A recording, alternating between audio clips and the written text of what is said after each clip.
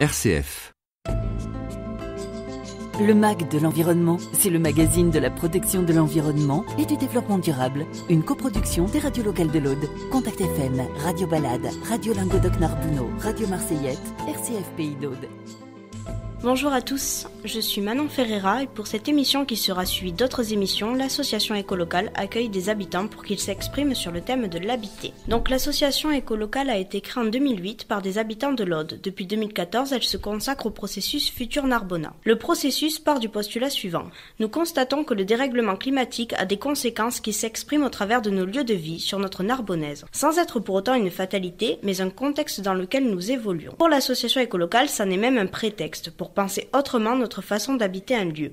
L'association compte lutter contre le « on ne peut rien y faire », elle veut se libérer de ce schéma de pensée et emporter les habitants dans cette libéralisation. L'association veut que les habitants, en se regroupant, embellissent l'existant, leur territoire, par le biais de projets dont ils seraient les gardiens, car ce sont eux qui détiennent l'expertise d'usage. Nous les invitons à porter la parole habitante. Nous ne nous voyons plus comme des êtres interchangeables, mais prenons conscience que nous sommes irremplaçables parce que nous sommes uniques, parce que nous sommes des acteurs et des porteurs de projets. La renonciation et l'accommodement ne sont pas des options envisageables pour l'association écolocale. Engageons-nous positivement pour notre territoire et arrêtons de penser que les habitants n'ont pas de poids, qu'ils ne peuvent pas, mais commençons à nous envisager ensemble comme étant collectivement le remède à tout ce qui ne va pas. Pour cette émission, nous avons été rejoints par 3 habitants de la Narbonnaise. Ils vont évoquer les notions suivantes: habiter un lieu, être habitant. Je vais les laisser se présenter. Oui, bonjour à tous. Philippe Comte, je suis habitant de la Narbonnaise de façon définitive depuis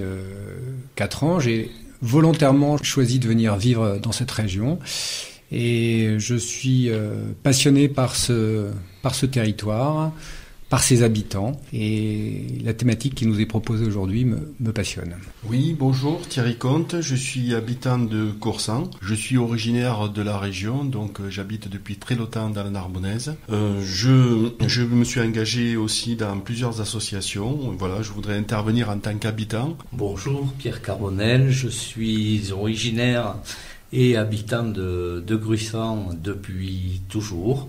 Le thème proposé par Écolocal me va très bien, donc je suis là pour témoigner.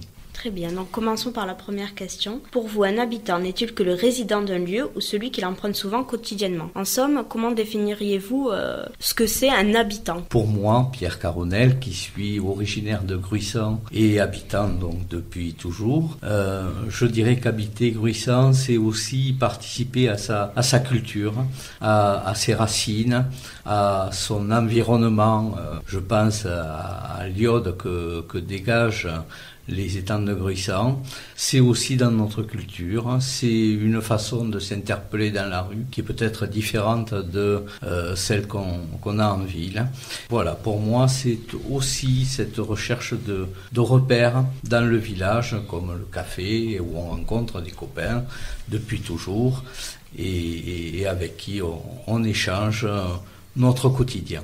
Bon, pour moi, je pense que être habitant, c'est surtout le vivre ensemble, c'est-à-dire pouvoir cohabiter, rencontrer des gens différents, communiquer. Ensuite, être habitant aussi d'une région, c'est pouvoir se déplacer correctement, de façon à aller à son boulot de façon correcte et tout. Donc avoir des infrastructures routières correctes. Ensuite, c'est pratiquer des activités, bien sûr, soit des activités culturelles, bien sûr le travail, mais surtout des activités culturelles à côté de son travail. Et pouvoir avoir aussi des engagements dans la vie active, dans la décision des projets qui vont être pris par les politiques. Et puis ensuite, surtout, un problème essentiel qu'on trouve souvent, c'est le problème de se loger. Donc c'est pouvoir se loger et habiter donc, de façon sereine dans sa région. À mon avis, voilà les critères pour être habitant dans une région. Pour moi, habiter un lieu, être habitant, c'est plusieurs choses. C'est tout d'abord investir un lieu, c'est l'entretenir, c'est s'y sentir bien, c'est s'y sentir en sécurité, l'embellir si on peut. C'est également occuper plusieurs entités, si je peux dire, qui sont indépendantes, mais qui sont liées, parce que on habite une ville, on habite un village, mais on habite aussi une communauté de communes, on habite en même temps un département, on habite une région, on habite un pays, on habite l'Europe, On habite un continent et on habite la planète Terre. Donc c'est un peu comme des poupées russes qui sont interdépendantes et dans lesquelles on peut ou non avoir un rôle. Habiter, c'est aussi être dans un système complexe de lois, de codes, de règlements qui régissent notre quotidien. C'est également, à mon sens, tisser des liens, échanger avec les autres habitants. Habitants entre guillemets, il peut s'agir de voisins, d'amis, d'employeurs, d'associations, d'administrations, etc. On est en relation avec tous ces acteurs du territoire. Et enfin, pour moi, c'est également assister en bien ou en mal au changement du territoire, à ce qui lui arrive, hein, soit en tant que spectateur, soit en tant qu'acteur. Je pense par exemple aux arbres du canal du Midi que j'ai vu abattre, au classement des berges du canal du Midi qui a posé également beaucoup de problèmes, la fusion des régions qui nous est tombée dessus, les incendies, la sécheresse, plus récemment le dossier de Malvésie. Voilà, toutes ces choses-là, on peut s'en occuper ou pas, s'y intéresser ou pas, en tout cas, elles nous arrivent. Donc maintenant, la question est de savoir si, pour vous, l'habitant doit être un acteur engagé pour son territoire. Est-ce que le fait de résider un lieu, donc de venir vivre quelque part, d'y dormir, cela suffit pour être caractérisé d'habitant, ou est-ce qu'il faut en plus s'impliquer sur son territoire ? Parce qu'il y a le cadre législatif qui dit bien que à partir du moment où on occupe au moins 9 mètres carrés, on est résident d'un lieu.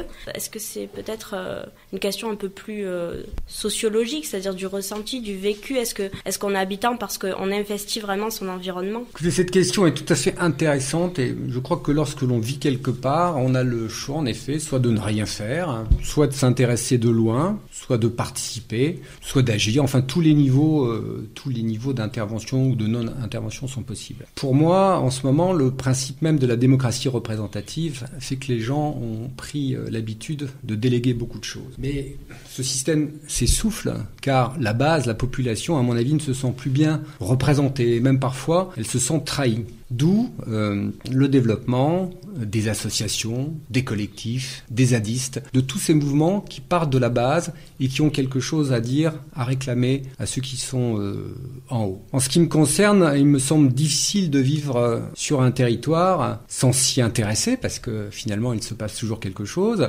sans partager ses idées avec ses voisins, ses amis, sans contacter les élus quand il y a un problème, sans finalement se sentir concerné par ce qui se passe sous nos fenêtres. Et je pense qu'il faut au maximum favoriser les débats, les échanges entre la population et les élus. Ce qui est indispensable, c'est de se tenir informé. Je crois qu'un habitant doit se tenir informé et ne peut pas aujourd'hui dire « Ah ben ça je ne savais pas ». Je crois qu'il faut favoriser l'expression des associations, des collectifs, faire des réunions. Il faut associer le plus possible les citoyens à la réflexion, à la prise de décision. Je pense que l'intelligence collective doit être au service du plus grand nombre et du territoire. Pour moi, il y a une idée forte qui est fondamentale pour moi, c'est que chacun devienne un acteur du territoire. Mais évidemment, cela ne se fait pas d'un claquement de dents et il faut un apprentissage pour arriver à savoir s'exprimer librement. Il faut qu'il y ait de la confiance. Pour accéder à l'information, il faut travailler, faire des revues de presse. Il faut savoir travailler en groupe. Il faut savoir adapter le processus de décision pour que les élus prennent plus en compte l'opinion des citoyens. Et, enfin, d'une façon générale, je crois qu'il faut sortir de la passivité, de l'abattement qui guette beaucoup d'entre nous et prendre conscience de l'importance que chaque individu, chaque citoyen, chaque habitant a. Bon, ben Philippe a résumé pas mal de choses, mais je vais essayer un peu de le concrétiser par des exemples, enfin d'en parler par des exemples concrets. Moi tout à l'heure j'avais évoqué dans le vivre ensemble la façon de se déplacer et la pratique des activités ainsi que se loger. Alors bien entendu, moi je suis favorable et très favorable même à ce que l'habitant s'engage, soit dans des associations, soit dans des différents collectifs, soit dans des syndicats, soit politiquement. Mais en tout cas qu'il y ait des engagements et qui ne laissent pas faire les choses sans donner son avis et sans intervenir. Alors tout à l'heure j'avais évoqué le vivre ensemble. Le vivre ensemble, bien sûr, c'est un des critères essentiels pour que les gens puissent s'entendre dans une collectivité. Et donc, moi, je peux citer un exemple, puisque je suis engagé dans une association. Nous avons fait pas mal de travail au niveau, par exemple, des nuisances de l'aérodrome de Narbonne. Nous avons abouti à une charte d'utilisation de l'aérodrome qui a diminué énormément les nuisances sonores. Et je crois que c'est ça aussi le vivre ensemble, de façon à ce que ceux qui pratiquent ce sport et ensuite les riverains de cet aérodrome puissent vivre correctement ensemble. C'est un exemple, bien sûr, il y en a bien d'autres, mais dans l'association dans laquelle aussi je suis engagé, on a aussi travaillé sur la façon de se déplacer dans la Narbonnaise. Nous avons travaillé notamment sur un problème qui était important dans un domaine de l'Angel, donc où il y avait un flux de véhicules qui était important sur ce passage. Donc avec notre association, nous avons travaillé sur l'aménagement de cette route, de façon à ce que les riverains puissent se déplacer correctement et sans avoir un danger permanent. Et ensuite, donc, j'avais évoqué aussi la façon de pratiquer des activités, d'engagement, d'avoir des loisirs. Bien sûr, il y a la partie culturelle, comme le précisait tout à l'heure monsieur Carbonel, mais on peut aussi s'engager, notamment Philippe l'a un peu évoqué, sur tous les problèmes qui sont liés à l'environnement, surtout qu'en ce moment ils sont importants. Et nous sommes énormément engagés sur les problèmes donc des pesticides dans les eaux et du problème de TDN, de Malvesie, en donnant notre avis, en étudiant des dossiers correctement et en ne laissant pas faire automatiquement ce que les politiques et ce que l'administration avait décidé. Donc voilà le type d'engagement que je voulais souligner, de façon à ce que l'habitant aussi puisse participer correctement et de façon de pouvoir prendre à un moment donné des décisions, ce qu'on peut associer à la démocratie participative. Donc c'est vraiment important. Alors, pour ce qui me concerne, bien entendu, je suis pour la participation des habitants à la vie de la cité et à l'expression de ce qu'ils ressentent dans cette cité. Ceci étant, le frein majeur, je crois, c'est la complexité des lois. La complexité des lois et l'ignorance dont on se rend compte que l'on est face à un mur dans cette complexité des lois, et les politiques, je pense qu'eux-mêmes sont dans cette perspectivité par rapport à la complexité des lois, ce qui ne les engage pas non plus à souhaiter l'engagement des habitants. Ceci étant, dans ma commune, à l'occasion d'un grand projet d'aménagement de cette commune, la commune a décidé, c'est un exemple concret, de réaliser des ateliers de concertation. Le bilan de l'opération, ça s'est fait au cours d'une grande réunion où les élus ont demandé à ce que les habitants participent. J'y participe régulièrement. Et il se trouve que ce grand projet n'a pas amené beaucoup de participants, notamment des habitants lambda. Pour stigmatiser la chose, nous sommes à peu près une vingtaine de réunions. Dans ces réunions, il y a globalement 10 représentants de la commune, 5 représentants des maîtres d'œuvre et 5 habitants qui posent des questions. Mais on sent bien que le projet est ainsi installé. Et nous ne sommes là que pour dire, on va mettre des LED pour illuminer les rues, on va mettre un petit peu plus d'oliviers, on va mettre une place de jeu pour les enfants, mais on n'est pas vraiment concerné par l'ensemble du projet. La philosophie du projet nous a échappé, d'ores et déjà. Donc, je suis tout à fait d'accord, mais voyez à quel rôle nous en sommes réduits. Donc il faut vraiment, pour que les habitants puissent habiter et participer à la vie de la commune, que les choses soient, d'une part, je pense, beaucoup plus transparentes de la part des élus qui ont décidé ces projets, et d'autre part, que les discussions soient simplifiées. On a écouté donc un petit peu tout ce qui s'est dit. On voit que c'est très complexe, la participation habitante est très complexe. Donc, est-ce que vous pouvez comprendre, vous, le fatalisme dont font preuve certains habitants ? Pour ma part, je dirais que les habitants, en tout cas de Gruissant, ne sont pas fatalistes. Ils ont coutume, que ce soit au café ou chez un tel ou un autre, de parler de leur vie dans le village, d'exprimer leurs souhaits, d'exprimer ce qui va pas, ce qui va bien moins souvent que ce qui va pas, mais il n'y a pas de fatalisme, il n'y a pas de renonciation. La seule chose, c'est que le bruit de fond ne remonte pas aux élus. Donc, quid de la vox populi? Je crois que les gens sont fatalistes parce que ils se sentent impuissants et je l'ai dit tout à l'heure, trahis également, puisqu'on est dans un système de démocratie représentative où on donne à des élus des droits et qu'ensuite on peut être déçu. Donc en ayant l'impression que tout se fait derrière notre dos et qu'on n'a pas notre mot à dire, on se dit que finalement, à quoi bon parler, à quoi bon s'agiter, puisque de toute façon c'est plié. Et donc c'est pour cela qu'on ne va plus voter, c'est pour cela que finalement on ne fait plus rien, ce qui aggrave la situation.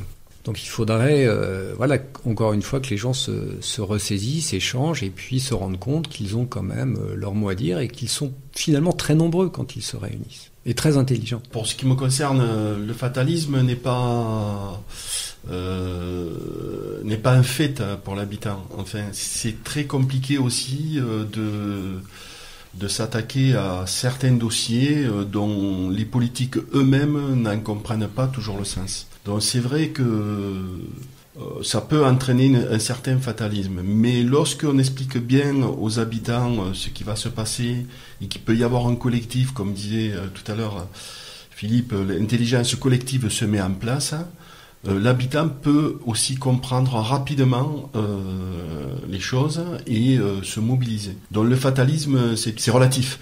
Voilà, il suffit de s'intéresser à quelque chose et à un problème donné, ou lorsqu'on est directement concerné, d'ailleurs, les habitants le prennent à bras le corps. Donc c'est très relatif le fatalisme. Tout dépend de l'intérêt qu'on a à prendre un projet à bras le corps. Oui, puis il ne faut pas rester isolé, parce que voilà, c'est là où on arrive à cette notion de collectif. On peut trouver des compétences, on peut trouver de l'énergie à plusieurs, alors que seul, c'est vrai qu'on ne peut pas grand-chose, mais plusieurs, on peut beaucoup. On peut beaucoup, voilà. On a un gros problème de communication. On n'est pas toujours entendu de ce qu'on voudrait dire. On veut être précis et on n'est pas compris parce que l'écoute de l'autre, de l'habitant qui se sent concerné, n'est pas axée sur ce qu'on va lui dire.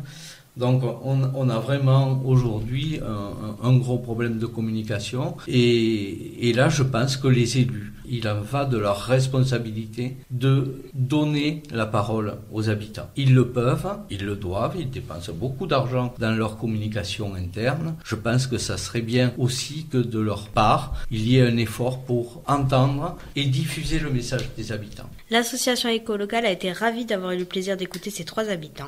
Si vous souhaitez vous exprimer comme ils l'ont fait, alors contactez-nous par mail association.ecolocal@gmail.com. Allez aussi voir notre site internet donc www.narbona.org ou notre page Facebook Futur Narbona ou par téléphone au 07 62 44 83 05. Merci beaucoup. C'était Le Mag de l'Environnement, le magazine de la protection de l'environnement et du développement durable. Une coproduction des radios locales de l'Aude, Contact FM, Radio Balade, Radio Languedoc Narbonneau, Radio Marseillette, RCF Pays d'Aude.